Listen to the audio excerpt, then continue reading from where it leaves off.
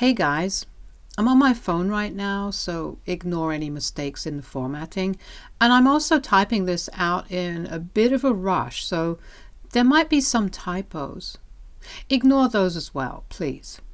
So I, 29, female, have been married to my husband, 32, male, for 3 years now. I'm not particularly close to my family, but my husband has always been very close to his. His family consists of only his mother and his older sister, since his father had never been in the picture, and neither has he ever met the man. My sister-in-law, 35, female, lost her husband to a heart attack a few months back, and we were all really sorry for her since they'd only been married for a year. I had a good relationship with both of them earlier. We were civil to each other, but after her husband's death, things changed. Initially, my sister-in-law would occasionally ask me to run some errands for her because she claimed she was feeling too depressed to do anything, and I'd agree gladly because I wanted to help her out while she was in mourning. And besides, they were only small errands at the time, like buying her groceries or doing her laundry for her. Easy household chores which I was ready to do without much of a fuss. Sometimes I'd be too busy with my own work and I'd feel compelled to decline, but then my mother-in-law would call me immediately afterward and emotionally manipulate me into doing what was asked of me by reminding me that my sister-in-law was a grieving widow and I needed to show her some kindness and compassion. So I'd do that and end up doing the chores that she asked me to do, even if I myself was dog-tired from my own day. I never mentioned any of this to my husband either because he was mostly at work for the day, and when he came back he'd be really tired. Also, this was about his family and he's very close to them, so I didn't know how to bring it up with him either. And the longer it went on, the more awkward it began to feel. So I just didn't say anything and continued to do whatever my sister-in-law asked me to. And after a while, I was practically her maid because she was making me do everything, right from cooking her meals to doing her laundry, buying her groceries. She probably would have even made me mop the floors of her house. But thankfully, she liked doing that herself since it was good exercise. Anyway, this went on for about 3 months, and by the 3rd month, I would be exhausted from working myself to the bone every day. I was taking care of my house, my sister-in-law's apartment, and my business, and it was just incredibly exhausting. I wanted to talk to my husband about it, but I was still feeling really awkward about it and couldn't find the right time to sit him down and have a discussion about this. I was also skeptical of how he would react to this, so I kept it to myself and decided to deal with this situation myself. However, about a week ago, my sister-in-law had me run an errand for her which required me to go through her files, and I ended up calling the cops on her and my mother-in-law because of what I discovered. She just resumed work after almost 3 months of working from home, and she turned her guest room into an office for herself so that it'd be more convenient for her. Fortunately, or unfortunately, the day that she was supposed to resume work, she'd accidentally left her laptop at home because she was out of practice. So she asked me to get it for her, and after a bit of bickering, I obliged since her house would be on my way to work anyway. I've had the keys to her house for a while, and when I went into her office, I realized that she'd left her laptop open and unattended on the desk. It wasn't password protected, and my fingers accidentally brushed the touchpad, which activated it. It opened to a screen of an email which she'd abandoned midway, and surprisingly, it was an email to her mother. She was telling her about some documents that had been created, and she'd send them to Dad's lawyers at the earliest. I was very confused because for her dad's lawyers to be in touch with her would mean that my father-in-law had somehow been in touch with her. And that was strange because they hadn't heard from him for the past 35 years. So I could sense immediately that something was off about this and decided to throw her other emails and her files. After digging through her emails, I realized that her father's lawyers had indeed been in touch with her, and that was because the man had passed away recently. About a month ago, she'd received some email from her dad's lawyer regarding his will, where he'd left all his money and property to his ex-partner, my mother-in-law, his kids, and their families if they had any. The lawyer didn't have her mobile number, so he had to use the email address that he'd found after some research. He'd added in the mail that he'd been trying to reach my husband as well, but had been unable to so far, and had requested my sister-in-law to provide him with his details so that he could reach him. It was quite natural, since my husband is pretty much untraceable since he has no social media presence, and the lawyer had been unable to locate him. My sister-in-law was listed on her company's website, so he was still able to find her, and had been counting on her to let him know my husband's contact info as well. As it turns out, my deceased father-in-law had been quite a wealthy man, and it was almost a $500,000 inheritance that was to be divided between us all, not including the other assets that he'd left us. My sister-in-law had been emailing her mother back and forth about all of this since my mother-in-law didn't have any social media, and she didn't like texting, so emails were her go-to. Through bits and pieces, I found out that they'd been planning to hog the entire inheritance for themselves, and were trying to brainstorm a way where they wouldn't have to share any of it with my husband and me. So my sister-in-law had come up with the bright idea of claiming that my husband was no longer alive, and had even forged a death certificate for him, which she'd emailed my mother-in-law. I could hardly believe my eyes when I realized what they'd been up to all along. They'd very cleverly come up with a clever plan to exclude my husband from his well-deserved inheritance because they wanted to hog it all for themselves, and as soon as I got over the shock of it, I immediately called the cops. I recorded all the evidence I could find on my phone and then sent it to my husband while waiting for the police to arrive. In the meantime, my sister-in-law kept messaging me because I was running at least an hour late, and she ended up coming back home. She and the cops arrived at almost the same time, and as soon as they entered the house, she tried to make a run for it. But fortunately, one of the officers grabbed her and placed her under arrest to prevent that from happening again. I guess she'd figured out what was happening, kept insisting that she'd split the inheritance if I didn't press charges, but I was in no mood to listen to any of her nonsense. I decided to press charges against both my sister-in-law and my mother-in-law even before my husband could respond, because I was just done. They'd made me work like a maid for months and had tried to cheat my husband out of his inheritance at the same time. This is the lowest that any human being could go, and they unfortunately decided to go that way. So they were placed under house arrest, and their calls and texts were under supervision by the police while they investigated the laptop that I handed over to them as evidence. They also seized my mother-in-law's laptop and had 2 officers patrolling the area around both their houses. Their movements are being closely monitored, and in short, they have no shot at escaping.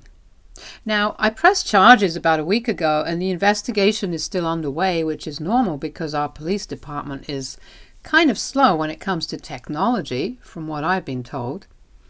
I haven't spoken to or seen my in-laws ever since I pressed charges. I'd already told my husband what I'd found out just after I'd called the cops, and after I was done with all the legalities and paperwork, I went straight back home where my husband was waiting for me to talk to him. He seemed upset when I told him that I'd already called the cops and told them everything that I'd found. He said that it was technically his father and his inheritance, and told me that I should have kept out of this and let him deal with it instead of getting the cops involved. I was quite surprised at his reaction, since I felt like I'd done the right thing. Also, it technically wasn't his inheritance alone, since his lawyer had clearly stated in the scanned document of the will that he'd sent that his inheritance was to be divided between my mother-in-law, my sister-in-law, my husband, and their families. My sister-in-law didn't have a family, and my husband's family, apart from his mother and sister, was me. So technically, it was my inheritance as well, and that's why the police let me press charges in the first place, I think. I even said this to him, but he insisted I'd been out of line and I shouldn't have meddled in his personal business because now he'd have to be caught up in some legal battle against his own family. I didn't understand or like the way he was reacting to this, and I ended up losing my temper with him. I finally brought up the way his mother and sister had been treating me so far and had been forcing me to work for them day and night, but I hadn't said anything because I did think of them as my family to a certain extent. And also because I felt bad for my sister-in-law because she'd been widowed at such a young age. So I'd done everything that they'd asked me to without any complaints, but I haven't received as much as a thank you in return for it, because that's how entitled and rude they were. On top of that, they'd been trying to cheat us out of an insane inheritance just because they were greedy, and once again, yes, because they were nothing but two entitled women with cunning minds and an ungrateful and selfish heart. My husband was taken aback by my outburst and withdrew into himself after that, without even trying to defend what he'd said or his family. I thought we'd talk things out after a day or two, but that didn't happen. And even though a week passed, he hasn't resumed speaking to me normally. He's still being very quiet and distant, and I really don't know how to fix this, or even if I should be the one who needs to fix this right now. We've had our fair share of fights before this, but never one like this. AITA for pressing charges against my mother-in-law and sister-in-law for trying to cheat my husband and me out of our inheritance without consulting him first. Update 1. I went through all the comments on my original post last night, and I want to thank everyone who decided to comment. Thank you for the kind words. 3 days have passed since I posted, and my husband and I still haven't spoken about things. No word from the detectives assigned to our case either, which means they're still working on authentication of the emails. But at least now, thanks to you guys and my parents, I know that I did nothing wrong. His sister and mother were making me run around, do her chores and whatnot, just because she'd lost her husband and couldn't bring herself to get out of bed on most days. But when it came to cheating and defrauding people, she was on her A-game. I don't understand why my husband is still trying to defend her and what she did when it was he who was going to face the biggest financial loss of his entire life, had I not intervened at the right time. And I'm 100% sure that even if I had called him before the police and asked for his advice, he would have talked to his mother and his sister, and they would have very easily manipulated him to let them have the inheritance because they're both single women on their own and needed the inheritance much more than we do. I can just hear my husband telling me to let it go because life has been harder on them than on us, which is just an absurd way of looking at things, but that's how he always sees it. Even in our last argument, he kept insisting that I shouldn't have gone straight to the cops and should have at least given them a chance to explain themselves because of the same old life has been hard for them bullcrap. I'm sorry, but life has been hard on all of us. I lost my twin brother in a car accident 2 days before we were supposed to appear for our SATs. But I still took the test and even scored well. I haven't yet gotten over the grief of that, and I don't think I ever will. Neither am I implying that everyone should be the same way that I am. But people should at least have the humanity to not use their spouses or loved ones' demise as an excuse for their messed up behavior. It cheapens their relationship with their loved ones and also lets the world know what a disgusting and shallow human being you are. Which is exactly what happened with my sister-in-law and her mom. They were even willing to pass off my husband as a deceased man just for the sake of money. And if that's not enough to make him see how crazy and greedy they are, then I don't know what is. Update 2. Okay, so I posted an update this morning and I just spoke to my husband 3 hours back. I sat him down after work, and even though he said he was tired, I told him that this discussion needed to be had right now, and we couldn't just keep putting it off indefinitely because that's not how healthy marriages work. And I don't know about him, but I wanted our marriage to remain as healthy as possible despite whatever happened and whatever has been said and done so far. So he gave in and decided to talk to me. I was blunt and told him point blank that I couldn't have him continuing to support his mother and sister despite what they did, because it was disgusting and low, and the fact that he hadn't spoken to me for over a week because he was mad at me for reporting them to the police was crazy. I reminded him yet again that I had every right to do what I'd done, since it was very clearly mentioned that the inheritance belonged to me as well as him, because I was his family. I was the reason he still stood a chance to get a part of the inheritance that his father had left for him, and had it not been for me, his sister probably would have taken it all for herself and his mom without even thinking twice about him. So it just didn't seem worth it for him to be fighting with me, his only well-wisher as it seems, for their sake. They're the ones who tried to pass him off as deceased, and they didn't even feel sorry for it. They're the ones who were more than happy to screw him over for their own gain, and yet here he was fighting with me because of them. Also, let's not forget how we even got to this point and how I found out about all of this. They'd been making me work like a maid while cheating me out of a fortune. So to me, they were the epitome of evil and selfishness, and I told my husband straight up that I would leave him if he defended his mother and sister or fought with me for them ever again after this point. He needed to choose between me and them, and that choice had to be final. I probably sounded crazy to him, but I didn't care. I'd let people push me around for a long time, and I couldn't let them do that to me anymore. My husband stayed silent for a few minutes, and I was afraid he'd say that I could leave, but instead, he chose to apologize and told me he wasn't mad that I'd reported his sister or his mother. I was surprised at that statement because so far that's what it seemed like. But he continued and told me that he was scared because I'd contacted the police, and let's just say he didn't have a good history with cops. My husband and a friend of his had been arrested for a bit of underage drinking in college, which isn't that big of a deal, but they'd been treated really cruelly, and that had pretty much scarred him for life. I won't get into the details, but trust me, it was disturbing to hear.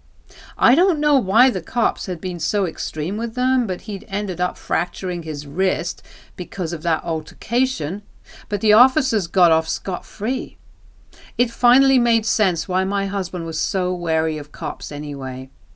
But most importantly, this whole thing wasn't even about his mother and sister in the first place, but more about the fact that he was worried that they'd be treated in the same brutal way that he'd been. When I reassured him that that was not the case, since they'd only been placed under house arrest for now, and even if they were found guilty of fraud, they probably still wouldn't face that long of a sentence. I didn't like them much, and I definitely did want them to be punished, but not the way my husband had been as a teenager. After that, he told me that he had in fact visited his family to make sure they were all right, and once he was sure that they weren't being mistreated, he totally chewed them out for everything that they'd done so far, and even told them that he was cutting all ties with them once and for all, so they shouldn't expect any mercy during the trial. He'd been planning to talk to me and break the ice for a while now, but just didn't know how to do it because he felt like he'd failed me as a husband.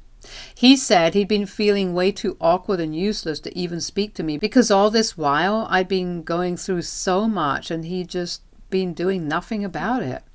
He was oblivious to everything and felt like a complete fool for letting such things happen. I had to tell him that part of it was my fault because I'd chosen not to share how his mother and sister had been treating me simply because I didn't want to stress him out any more than he already was. But clearly, that really didn't work out well for us, and we just kept growing apart. We decided that we just hit a rough patch and weren't communicating enough, so we needed to work on that. As for the inheritance, he's obviously happy that his father left him so much and seemed to have a change of heart before passing away, and said that he'd like to find out more about him. That also made me realize that I'd been dumb and I'd totally forgotten to contact the lawyer who had been dealing with the will. I'm going to speak to the cops as soon as I can and try to get the email address that the lawyer had been using so that we can at least get our share of whatever was left to us. Call us greedy, but we've been working hard enough and we deserve this. We've earned this. Update 3. So my mother-in-law and sister-in-law are going to jail for 2 years. It's a lenient sentence for them and they might be able to get out with good behavior, but for now, that's what their sentence is. It's been a while since my last update here, but at least I have good news to share. My husband and I have already received the amount that was left to us, and we've also inherited one of the houses that my father-in-law had. He'd also left us all a letter stating that he'd indeed had a change of heart a few years back, but it was too late to make things right and he wanted to go peacefully and without any hassle. So he'd left us all his wealth since he had no family of his own to leave it to. He'd been suffering from pancreatic cancer for a while and had finally succumbed to it this year. My husband had been really upset that he didn't get to meet his father even once in his entire life. But at least the man had come around and left us something before he passed on, and that was a beautiful gesture. So wherever he is, I hope he's happy now. We've decided to sell our previous house and move into the one that we inherited, since this is in a much better neighborhood and is just an overall nicer house to live in. It's much bigger and prettier, and it kind of fits my childhood dream of what my future home would look like. My husband has also decided to quit his dead-end job and join me as a business partner. We wanted to do that earlier, but since my business is still small, he was hesitant to quit his job because at least it paid well. But now that we had the money, we could afford to scale up my business and he could finally quit his job and join me full-time. We're looking forward to this move because it's a huge deal for us and we feel like we're one step closer to all of our dreams being fulfilled one by one. Also, we have decided to take the advice that most people here seem to agree on and are going to start looking at marriage counselors. The way we dealt with the last crisis was unhealthy, to say the least, and even though that's solved now, I wouldn't want a repeat of this, and the only way to move forward is to get a professional involved here. And that's exactly what we're going to do. Thank you so much, everyone, for being so very kind to us. Wish us luck for our new journey as business partners now. Stay tuned for more stories from our girl relationships.